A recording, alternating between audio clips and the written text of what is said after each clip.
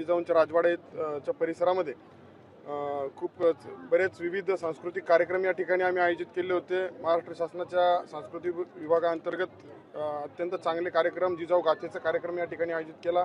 कालही अनेक गायक या ठिकाणी आले. अतिशय चांगले गायन त्या ठिकाणी झाले आणि भरभरून लोकांनी प्रतिसाद दिला, त्याचा आनंद होतोय.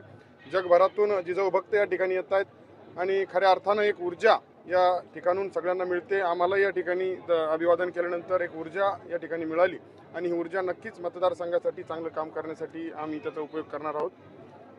311 कोटी रुपयांचा विकास आराखडा मंजूर झाला.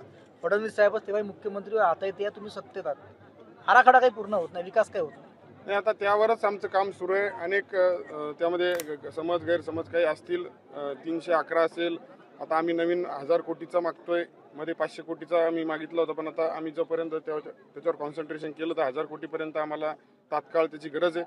तर त्यावर काम सुरू आहे. लवकरच आराखडा मंजूर करून फडणवीस साहेब असतील, अजितदादा पवार असतील, हे सगळे मंडळी त्या ठिकाणी लक्ष घालून नक्कीच चांगल्या पद्धतीचं विकासात्मक काम या सिंदखेड राजानगरीमध्ये, या परिसरामध्ये, संपूर्ण मतदारसंघामध्ये करण्याचं काम आम्ही भविष्यात करू. सिंदखेड राजाला राष्ट्रीय पर्यटन स्थळाचा दर्जा मिळावा यासाठी गेल्या अनेक वर्षापासून मागणी केली जात आहे. काय नेमका पाठपुरावा? नक्की आम्ही आता म्हणजे केंद्रापर्यंत त्या गोष्टीचा पाठपुरावा करतोय आणि नक्कीच त्याला यश मिळेल अशी आम्हाला आशा आहे.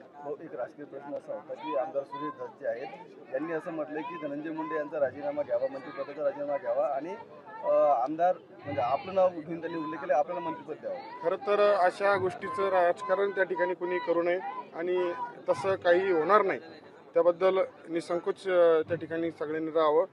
कारण की हा आमच्या पक्षाचा विषय.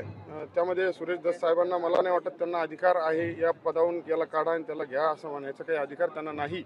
आणि निश्चितच त्या कुटुंबाला, देशमुख कुटुंबाला न्याय मिळालाच पाहिजे याच भूमिकेचे आपण सर्व आहोत, आम्ही सुद्धा आहोत. आणि तशा पद्धतीचं राजकारण कुणी करू नये. भाजपचे आमदार सुरेश धस यांच्याकडून राजकारण केलं जात आहे. संतोष देशमुख यांच्या हत्याला आता ते दिसतंच ना, त्यावरून त्यांचे तसे वक्तव्य येतात. इतक्या खालच्या पातळीवर राजकारण जर जात असेल तर ते संयुक्तिक नाही.